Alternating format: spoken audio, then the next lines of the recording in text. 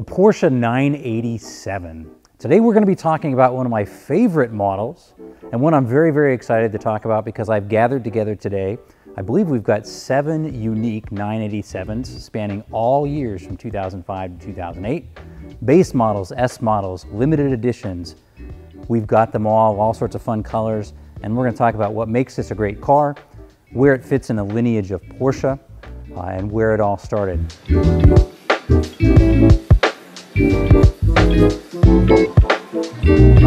Be sure to log into your YouTube account, subscribe to our channel, and turn on notifications so you don't miss a video. Best of all, it's free to do so. So before we go too deep on the 987, I do want to delve a little bit into Boxster history. For those who aren't familiar, the Boxster first debuted in 1993, and it was a radical departure for Porsche. Porsche was in bad financial shape, and they really needed a new entry-level car to kind of kickstart their brand, if you will. So they launched the new Boxster 986 in 1993, and it actually debuted here in the US as a 1997 model. That car, called the 986, sold in droves. I think 140,000 or so examples of the 986 were sold, and Porsche knew with the next generation, the 987 debuting in 2005, they had to do it right. The Porsche faithful loved this car. They loved the mid-engine design. They loved the price point. They loved the open configuration. But they were clamoring for something, and that was a coupe. And so the 987 introduced the very first closed-top mid-engine car in this generation, the 987 Cayman. So we're going to talk a little bit about that car. But let's do this. Let's first talk just real briefly about the 986.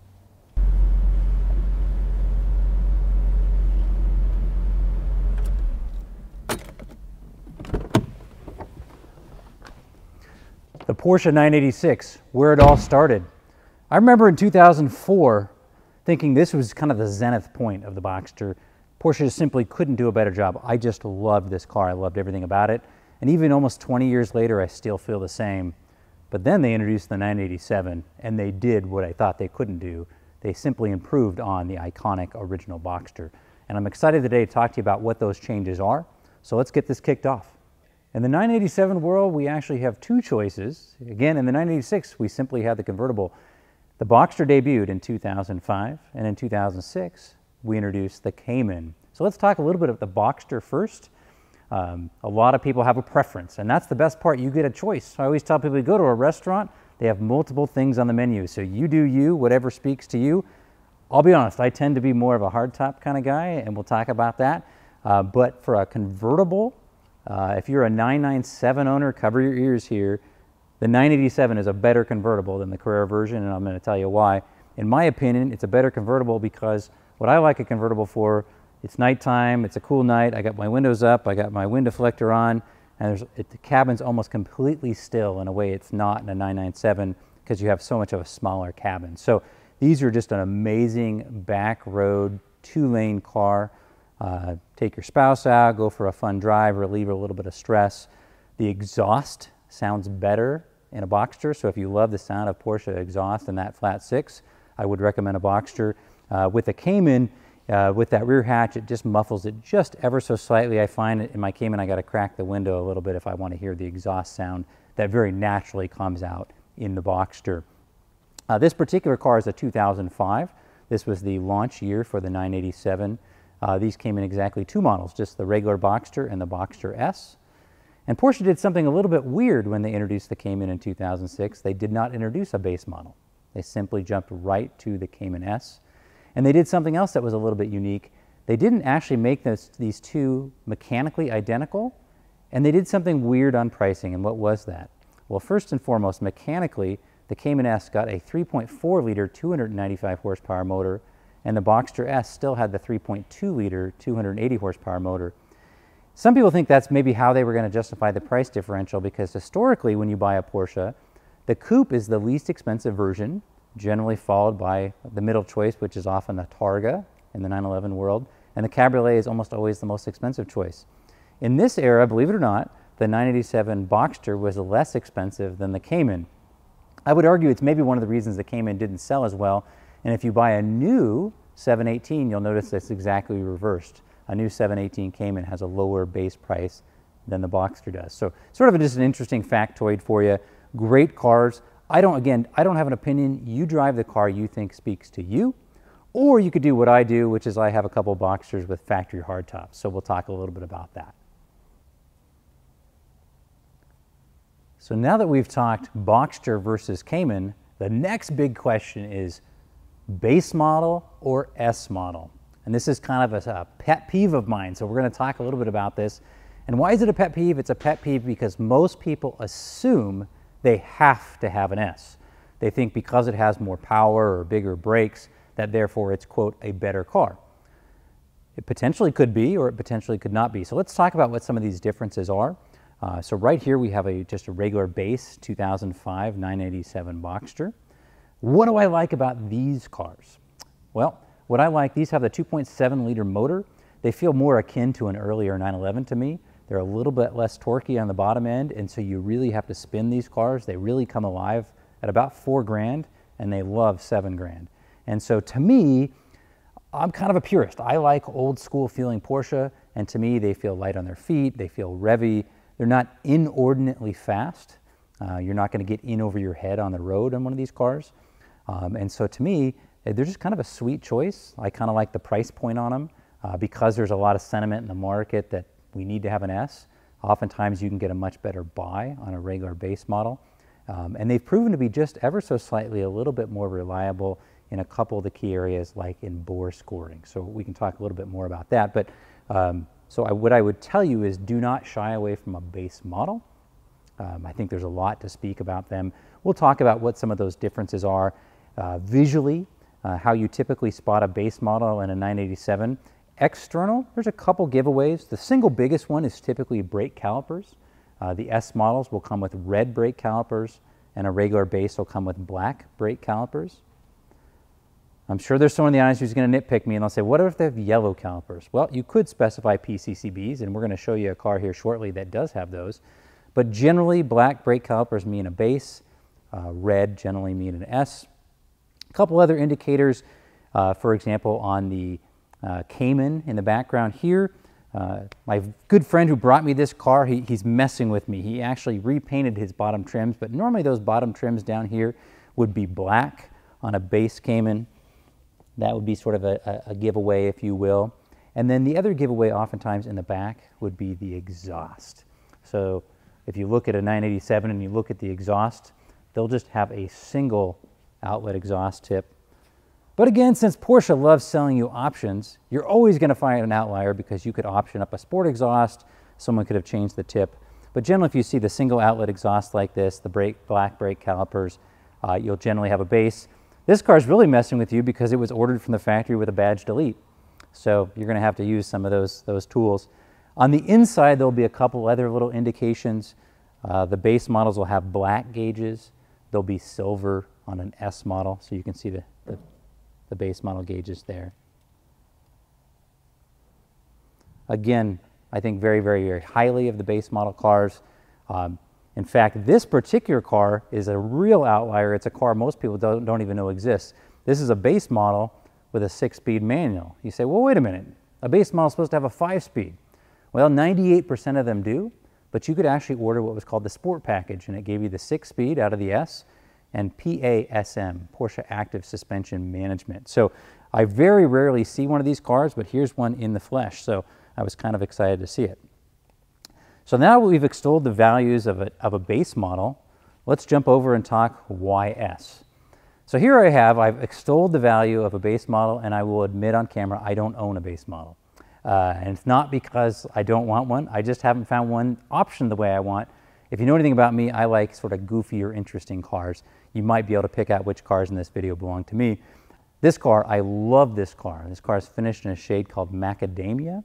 Unfortunately, it's not my car. It belongs to a good friend of mine. He volunteered for this video, but I absolutely love it. But it's a great representative example of what a Cayman S would look like. It's wearing the original 18-inch, what they call the Cayman S wheels. So you can see that fitment. Again, you'll notice the red brake calipers. And if we go around to the back, we can spot the dual outlet exhaust, again indicating an S. And this car does have a badge on the back, so you can see it's even labeled an S. So I guess if you didn't pick up on those clues, you could see it right there. One of the things I forgot to mention about this 05, this red Boxster back here, it was also messing with you because it features a wheel called the 18-inch Boxster S wheel. So if you look at this car, you might assume it's an S because it has the wheels. So we'll zoom in, we'll show you what those wheels look like. Those would be the standard fitment wheel on a Boxster S. Lots and lots of choices. So your key takeaway on this discussion about base or S, buy the one that speaks to you, buy the one that just pulls on your heartstrings, and you can't go wrong with either one. So now let's talk model year. So as we know, Porsche introduced this 987 in 2005 with just the Boxster and the Boxster S. 2006 was a huge year, the introduction of the Cayman S. So we'll talk a little bit about how to identify a 2006, and then we'll talk about what happens over each of the preceding years. The most important thing, if you remember nothing else about this discussion, is that there isn't a bad year for a 987, so don't be thinking I got a shot for just the right year. There's just very, very subtle differences. In fact, more of the differences delve into the fact that, believe it or not, in this era, the option ordering guide for this car was 59 pages long. So very rarely will you find two identically equipped. So this particular car, again, it's an 06. It's finished in a fabulous color. I have a thing called for speed yellow. I think it's a great color. I'm going to offend somebody here, but I like this color much better than the current racing yellow. It's just a really pure yellow. It's got a couple things that are kind of interesting, but I will point out 2006 is the only year the front splitters on a Cayman S would be silver. Regardless of the color of the car, they are silver on a Cayman S. Starting in 2007, they went to body color for an S, and they went to black for the then new base Cayman. A couple of things you'll notice about this car. This car has an optional set of wheels. Believe it or not, I think there were 9 possible wheel choices for this car. These ones are commonly called the lobster claw. They were the standard equipment wheel for the 997 Carrera S. However, just do note, wheel fitment for Boxsters and Cayman is slightly different than it is for a Carrera. So even though they look the same, the widths and the offsets are slightly different. A couple other things that's kind of fun about this car, it does have the Porsche script on the bottom. It wasn't delivered that way, but it was added period correct for the car. I sort of enjoy that. Let's jump on the inside. I'll show you a few other options about this car. It does have a black interior. You'll notice on 987s there's a couple different interior choices. This is a standard interior, so they all came with leather standard. And so there's a lot of confusion about, well, there's standard leather, there's full leather. The way you can tell if you have a standard leather car is you will not have any stitching, for example, across the top of the door panel, nor alongside the console next to the shifter. That will not be stitched on a partial leather car. So this is standard equipment, and what's leather in a standard equipment car is really just the seating surfaces themselves. So just the front seating surface of the seats are leather. Everything else in the car is either plastic or vinyl. In some ways that's a good thing. It wears really well. So if you live in a hot climate, I actually in a lot of ways prefer a partial leather car. If you do have a full leather car, we're going to show you a couple examples of that. Do be very diligent about the use of a sunshade. You'll start to shrink up and you'll start seeing some pulled leather and things like that. So for all regular practicality purposes, a partial leather car is quite useful. So this is a great example of a 2006. Again, first year of the Cayman S. Let's jump over to 2007. 2007. I'd like to tell you there's going to be some really obvious clues that you're looking at a 2007, but visually, again, almost indistinguished from the 2006, and just some very, very, very minor changes. Probably the most important change for 2007 is simply the introduction of the base Cayman. So the base Cayman shares all its mechanicals with the base Boxster, which is also an important note. In 2007, the Boxster and Boxster S magically got the updates mechanically that the Cayman got the previous year. So the original 2005 and 2006 base Boxster, 240 horsepower, it jumped up to 245. And the S model went from the 3.2 liter 280 horsepower motor to the 3.4 liter 295 horsepower motor. So again, a base Cayman, 245 horsepower, 5-speed manual on this car in an iconic shade that we all know well, Guards Red. Further confusing things, it is optioned with the 18-inch Cayman S wheels. These again would be the standard wheels on a Cayman S, but they were optioned on this particular car. Again, you had lots of different wheel choices. In this era, Porsche really had figured out that options are where they're going to make their money. And again, that's one of the things that's so fun about these cars, is not every single one of them is going to be the same. In fact, this car has one really dorky feature that not everybody likes that I'm a big fan of, and it's the rear wiper. Of course, there's no rear wiper ever offered on a Boxster, but I just think it looks super sexy cool, very Germanic, very functional. Although I have friends of mine that they would abhor that car for the wiper. I think it's fabulous. Give me a good rear wiper. A couple other things that's worth calling out on this particular car. We're going to jump in here. We're going to talk a little bit about seating choices. Again, this is a partial leather car in black, but this does have these sports seats. So believe it or not, in the Cayman Boxster era, 987 era, there was quite a few seat choices. Your standard seat was just a two-way power, which would look very, very similar to the base here.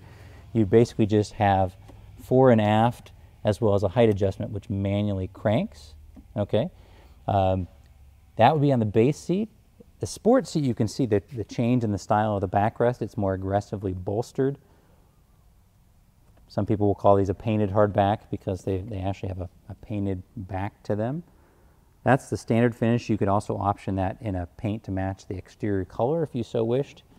But again, fully manual. You could also get the seat in the adaptive sport seat version, which would be fully power, and I'm going to show you that on a little bit later car. So again, lots of confusion. You could also get a full power seat just in the standard seat. One thing that's kind of interesting about this car, you'll notice at the base of the driver's seat is the fire extinguisher, which was an option on these as well.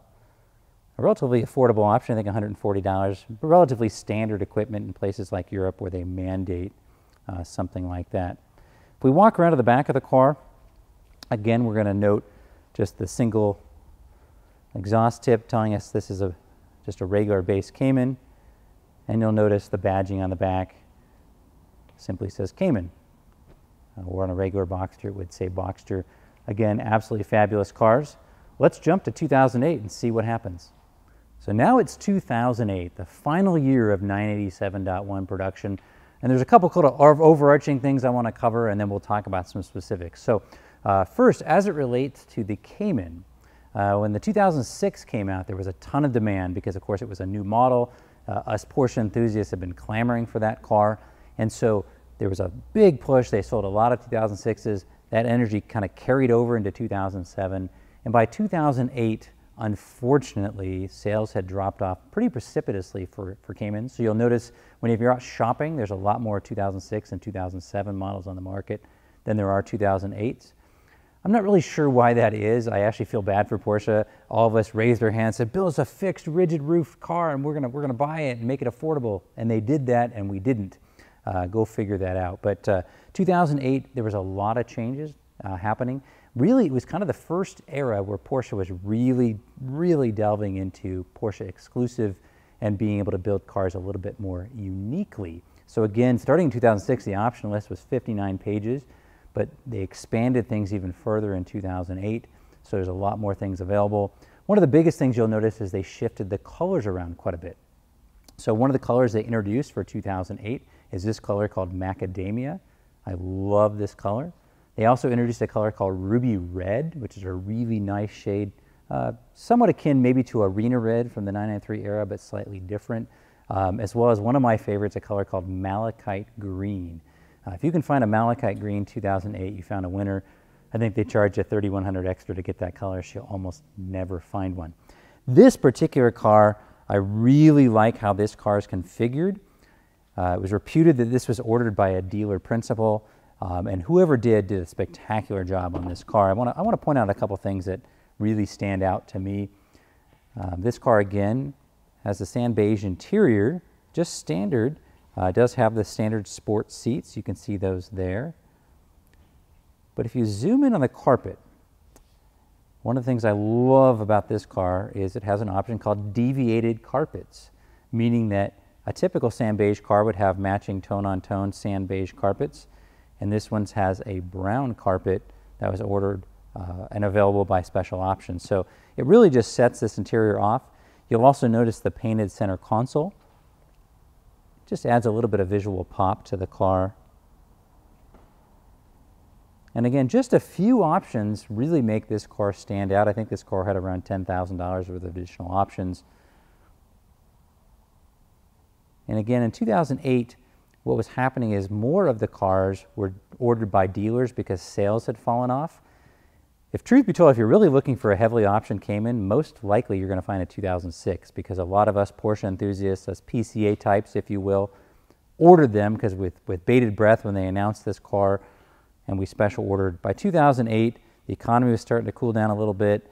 The excitement around the new model had tempered ever so slightly, and there was more just standard dealer ordered cars. So this one just kind of speaks to me. But the other thing that really happened in 2008, Porsche likes to do something I jokingly call the kitchen sink model. They know that they have a new model coming out, and a lot of the faithful say, well, I'm going to wait for the next year model. So they come out with some special editions. So Porsche actually introduced 5 special editions for 2008, and we're going to cover what those are, as well as, again, you'll see some more customized cars, and I want to feature one of these cars next. So I got good news and bad news for you. If you want a special edition 987, you're going to own a 2008, because they built exactly 5 special edition models, and we're going to cover 2 of them in depth today, and we'll mention the other 3 because I'm talented, but I'm not that good to have gotten all 5 here because they're kind of hard to come by. But I'm going to start with this one. This is the most common of the, quote, limited edition cars. This is the Boxster RS60. If truth be told, I think this is probably one of the best pulled off special editions Porsche has done. So they built 1,960 of these cars. They all come finished in GT Silver Metallic. A couple things that are fun about them. They do have the Sport Design Aero package. You can see that front lip spoiler here. It's kind of distinctive.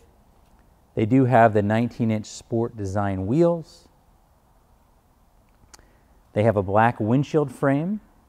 One of my favorite things. It's a subtle thing, but I really, really like that.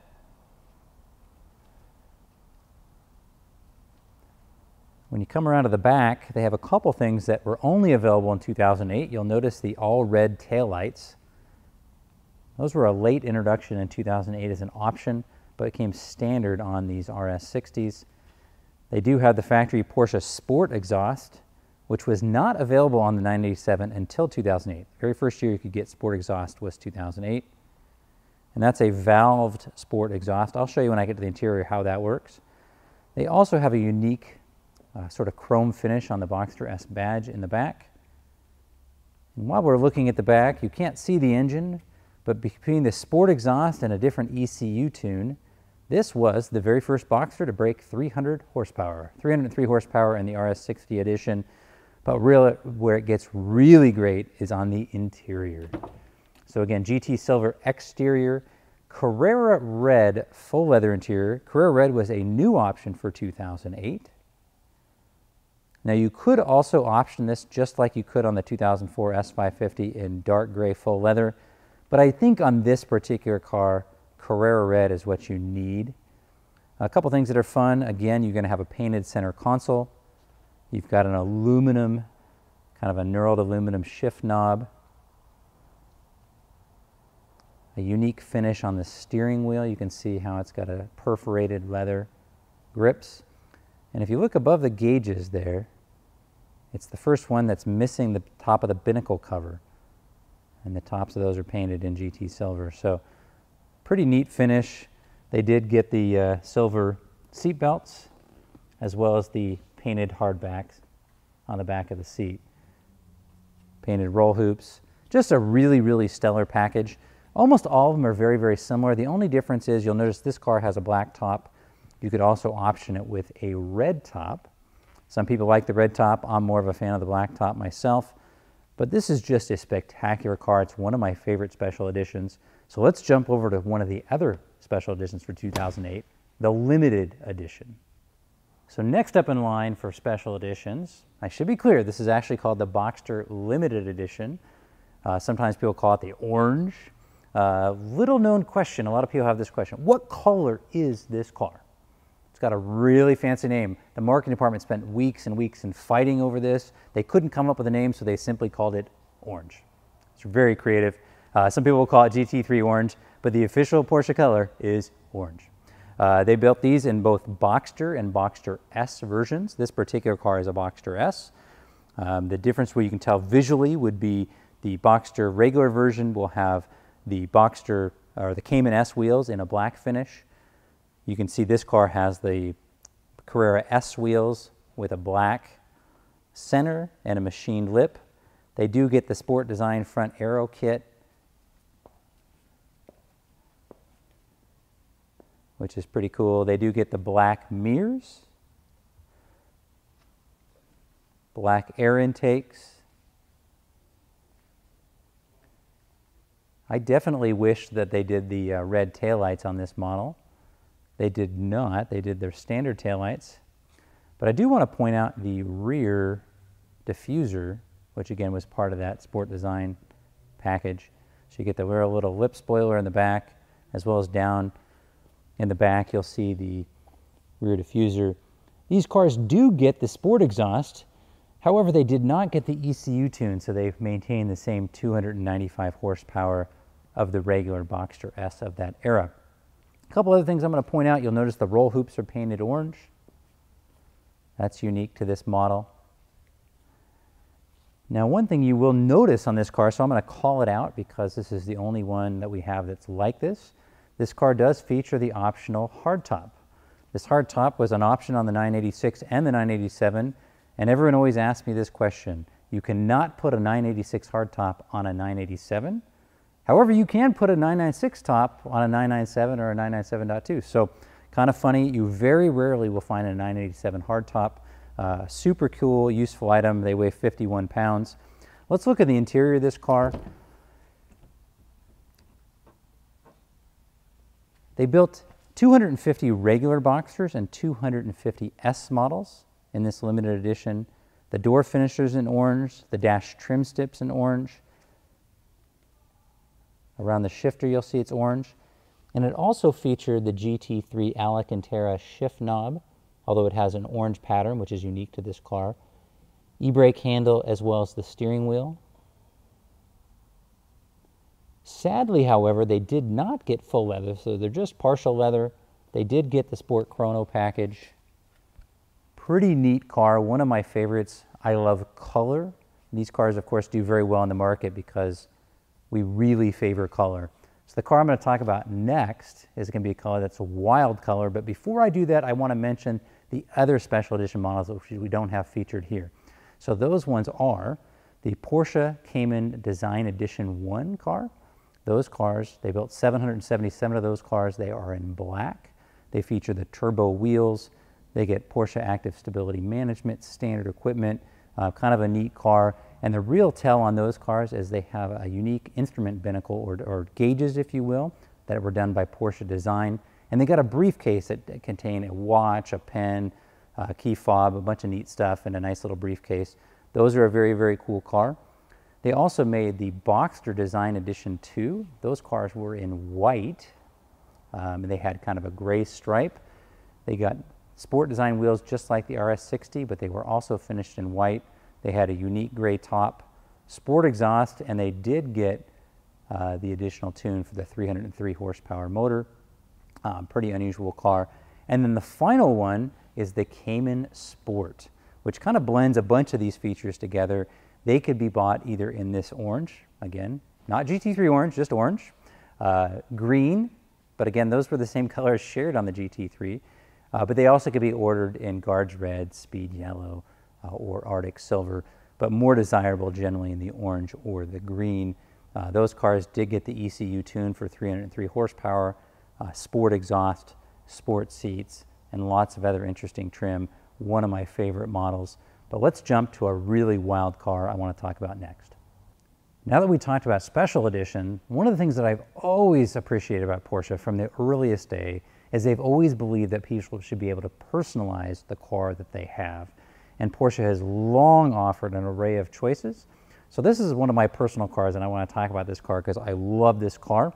And the good news is you don't have to love it because it's highly controversial, and this is what's so great about Porsche. So this particular car is finished in a paint to sample shade. So paint to sample means that you are allowed to order in nearly any color you want. Unfortunately, right now, they've limited the program more to what's on their available list. But this car was ordered in a color called Linden Green. It's a 1972 Porsche 911 color. commonly called chartreuse. It's a non-metallic shade, super, super fun color in my opinion. This particular car also showcases a lot of options you very, very rarely would see on a Cayman, and you would probably not often see together. So let's start with some of the more unusual ones. The car does have the PCCB carbon brakes, which I love if nothing else because they keep the wheels clean. You'll notice it also has the optional 19-inch turbo wheels, wheel spacers. 2008 was also the first year you could get the factory aero kit. A lot of times people think this is the same as the aero kit that's featured on the limited edition or the RS60, and that's actually not true. It's unique, and it was available just in 2008. So you'll get a different front lip spoiler, and you'll also get a different spoiler in the back when I walk you around to show you that. You'll notice this car has the aluminum package painted in silver. There's also a standalone option on this car. You'll notice the finish on the mirrors with the aluminum as well as on the intakes. And again, Porsche just kind of lets you do whatever you want, which is a ton of fun. Again, you can see the rear spoiler for the aero kit here. Even option to have the rear badge painted in body color. Does have the Porsche Sport exhaust with the optional chrome tips.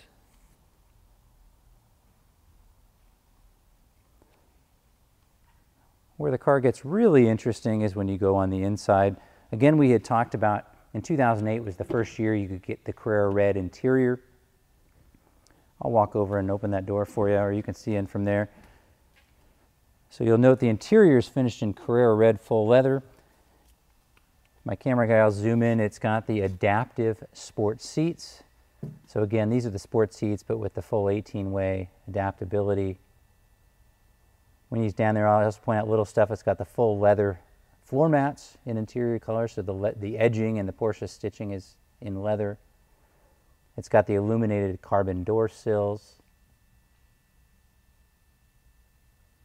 You can see the door finishes are painted in body color, as well as the dash vents, trim strips, center console, horseshoe, and then all sorts of other leather goodies like the PCM surround, and all the buttons there are all in full leather. Where it really gets controversial for most people is the selection. You can also have illuminated gauges. In this car, they are in yellow. So this car wasn't afraid to go with some color. So you can see we've got yellow dials here, as well as the carbon fiber smooth leather multifunction steering wheel. That's a mouthful. Lots and lots of fun options. And really what this car highlights is that Porsche allows you to build whatever car your little heart desires if you're willing to pay them for their options. So if you want a unique car, this is the way to do it. Okay, we nerded out about all the options, the colors, the changes by year, the limited editions. We're going to go underneath a 987. We're just going to point out some things if, again, you're looking to buy one, you're looking to sell one, or you just want to know what it looks like underneath one of these cars. Again, this is not going to be a full PPI video because we could spend hours delving into some huge, huge topics. So I'm just going to work my way backwards and point out some things that when I'm looking at one of these cars, things that I'm looking for. So we're going to start right here at the front of the car. These are low cars. They tend to take a lot of abuse in the front bumper cover, particularly those that have the aero kit. So what you're going to want to look for is damage under here. 99% of these cars are going to be damaged underneath. This is my car. I'm a little bit OCD, so it's not, but very, very commonly. I wouldn't worry too much, but you do want to look for broken plastics. Oftentimes you'll hit hard enough, you'll actually break the bottom of the bumper cover, and there is not a good way to repair that. So if they've been run aground severely, you'll actually impact the bottom of the pan here. So you want to look for damage here. So if I see some light scraping and that kind of stuff, it's pretty normal. If I see impact in the pan, I start getting a little bit nervous. Other things that I'm looking for, the lower trays and plastics are somewhat fragile. Oftentimes people take them in for service and they don't put them back correctly. You'll see them wire tied up or zip tied or just hanging loose. So I want to pay attention to that. These little plastic air guides for the brakes oftentimes go missing.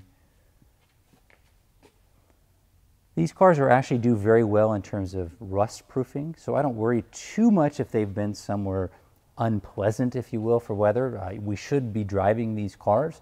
However, you will see evidence They're very well rust protected, but you will see evidence on, for example, the nuts and bolts and fasteners. Oftentimes these will show some surface corrosion, things like that. So they may look a little bit unsightly, but generally don't cause too much problem. We'll keep working our way back. Again, I want to make sure they haven't, had any impact damage. If they've spent any time on the track, you'll generally see evidence of that. You'll see, for example, rubber going up and down the rockers, or evidence where they've been hitting cones, things like that. Again, I encourage you, they should be driven like that, but just if someone tells you their car has never been on the track and the entire rockers are covered in rubber, you probably know they're being a little bit fanciful with their story. Getting back to the business end of things, let's talk about a couple hot topics with these cars. So first off, let's talk IMS bearing. For 987s, we need to break them off into two models. Their earliest cars, now these would only be Boxsters, and these would be the true 2005s. These were generally had a production date in late 2004 to early 2005. Still had an M96 era motor that had a serviceable bearing. On those cars, you can choose to replace the bearing proactively. I will not make a recommendation. That's worthy of a whole nother video. You can do your own research and make a choice there. However, that is a possibility strictly on the early 2005 Boxster and Boxster S. By 2005 and a half, give or take, you can research this, you can figure out when this is. Porsche's latest and greatest bearing came out, and that bearing cannot be physically removed from the case, and therefore it cannot be proactively replaced without engine disassembly. Well, that wouldn't make a lot of sense.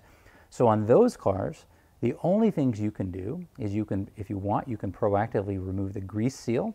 There's good evidence that that would allow some more splash lubrication.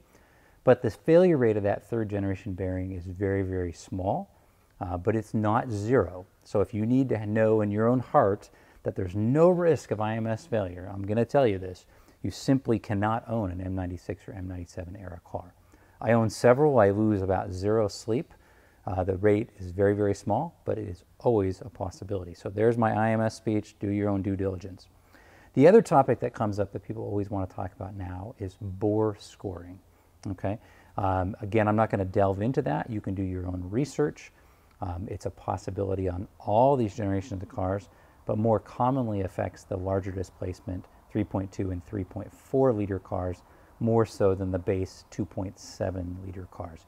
So if I was particularly anxious about bore scoring, I would likely lean toward selecting a base model Boxster or Cayman. So those are a couple hot topics. The other things I'm looking for underneath here are leaks. These cars are generally not leak prone, so I'm going to be looking for evidence of leaks in this car. So if I see any evidence, whether it be from the transmission, which of course is in the rear, or from the engine itself of leaks, something's wrong. Simple as that. You don't have to be a mechanic. So if you see any evidence of a leak on this car, it's worth knowing that something's wrong. One of the other things you can do when you're inspecting a car that I think is a good idea is remove the sump plate and see if there's anything in there that you don't want to see, which would be any kind of metal particles. When you're changing the oil on these cars, one of the things you definitely want to do is you want to pull out the cartridge style filter, you want to cut it open and stretch it out, and then you get your little handy dandy like this. I've got my little LED light. I get my LED light out, and I'm gonna scan and see if I see any metallic in that filter. So again, this isn't a PPI video, so I'm just looking, you know cars a little bit. Does something look out of the ordinary? Does it not look correct? Are the bushings torn? Is there CV grease being splattered about because the CV's torn open? Things like that. Exhaust. This is a factory sport exhaust. One of the ways you can tell it's a sport exhaust car, if you look up here, you've got little vacuum lines that open up here. So that's what a factory sport exhaust looks like. These are prone as they add mileage. The catalytic converters on these cars like to go bad, and what they'll do is they'll rattle and make noise. So just put that on your possible list of problematic issues on one of these cars.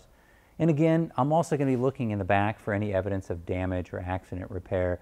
Oftentimes they'll repair, for example, if there's been an impact on the rear bumper, they'll fix the skin, but oftentimes they will not fix any of the underlying insulation or backing.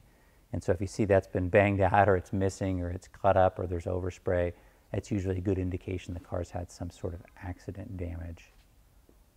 Let's move over to just one of the wheels. Some of the things that we're going to be looking at here. When the car's on the lift, it's a great opportunity to just take a look at the brakes. Again, this is a Porsche carbon ceramic brake car. If you do happen to find with Porsche carbon ceramic brakes, I would highly recommend that you have a professional inspection done on the brake rotors themselves. If they were to be damaged, very, very expensive to repair. For a street-driven car, they're going to have darn near lifetime wear and tear on them. But one bad impact or someone dropping them, you could have a very, very expensive. One kind of funny thing about these cars, they all like to have rusty lug nuts. I have no idea why. They're relatively cheap and they're an eyesore, so do replace them when they get rusty. You'll notice they also come from the factory with a wheel lock key. We're going to go over and talk about documentation, and I'm going to touch on how important it is to make sure you have that wheel lock key. When it relates to tires, one of the things I'm always a big fan of is checking the date code. And every tire has a DOT date code on it, so you can zoom in there and you can see, for example, what the date code on this tire is. And it's the 38th week of 2014. So here I am advocating new tires, and I have 8-year-old tires on my car. I don't drive this car a whole lot, you can probably tell, but these are just about due for replacement. I think Michelin, as an example, says 10 years is as far as you should run a tire. So be paying attention to that. Other things I want to pay attention when I've got it up on the lift, I'm going to be looking down the rocker for any evidence of damage. These will take a lot of wear just as you put the car on the road. Those are some things that I look for. One of the things that I've just learned being around cars for a long time is that most people will clean a car up for sale where they think you're going to look.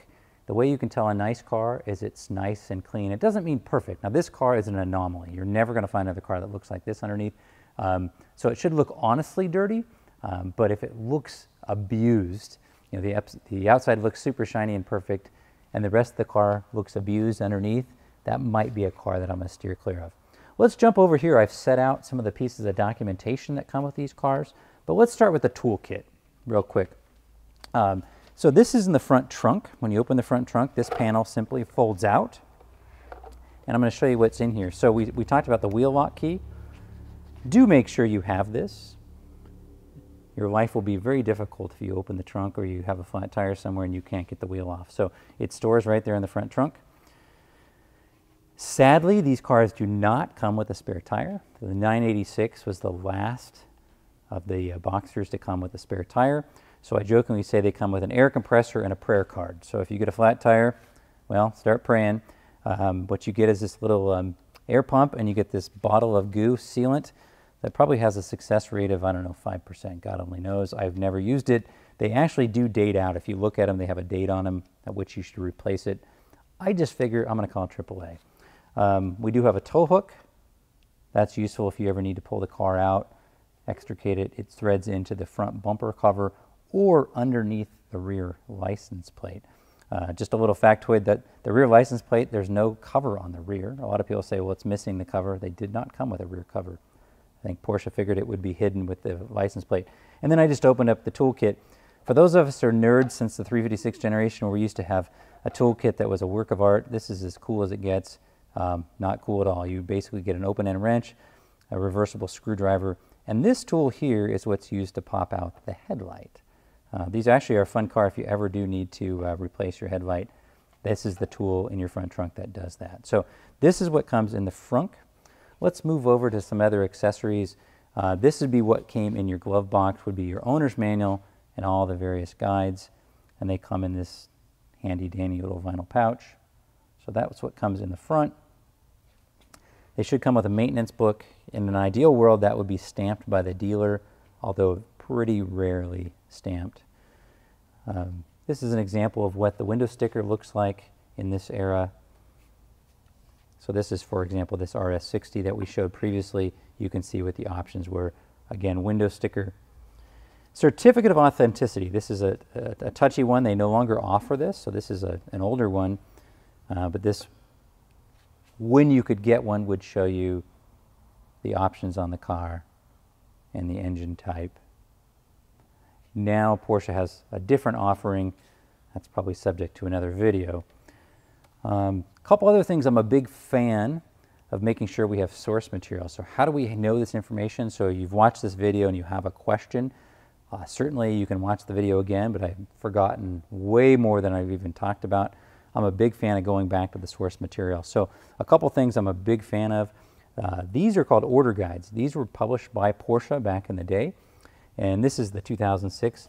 And you can actually see, and it'll show you all the possible combinations, every possible option. So for example, if you want defroster air vents in leather for $390, you can have it.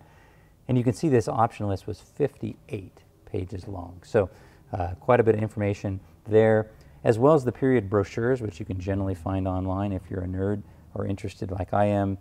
I sort of enjoy these. And again, they'll provide definitive information. For example, here's the 08, and it shows the limited edition car that we featured just a little bit earlier. So that's just some of the information. One of the other things you want to make sure when you're buying one is you get 2 keys. So you should have 2 keys just like that. They are expensive and can only be programmed either through Porsche or through one of the few shops that have the correct tool to code new keys. So when you're shopping for one, save yourself some headache and make sure you get 2 keys. It's been a ton of fun to talk about the 987. If you recall, we started this video talking about the 986 Boxster and how it sort of led the way to the 987. So I do want to touch really quickly on the 987.2. That would be the second generation 987, which debuted in 2009 and lasted through 2012. We talked about what a lot of the goods about 987s are. Basically, everything that's good about a 987.1 also carries over to the .2. A lot of people really like the .2 because we got some improvements. We have a new generation of motors called the 9A1, which do not have an IMS bearing. So if you're very, very concerned about IMS bearing failure, that would be a good car to consider. They also introduced the PDK transmission. In fact, we really didn't touch on that in this video. We didn't touch on the Tiptronic because I didn't have a Tiptronic to talk about. With that said, if you need a 2-pedal driving experience, the Tiptronic is a very robust transmission. It's reliable, it's effective, it drives nice. However, if I wanted 2 pedals, I would probably preferentially move to a 987.2 with a PDK because it's a vast step forward. Whereas the rest of the improvements on the .2 is a slight step forward, but not a radical step forward like the transmission. Me personally, I prefer the aesthetics of the first generation car, but that's highly preferential. What I would encourage you to do if you're shopping for one is buy the best one you absolutely can find and buy the one that speaks to you. You can see we went through so many possibilities here today, so many different colors, so many different configurations. I guarantee there's one out there for you. And again, I appreciate watching. Let's get out and drive these cars.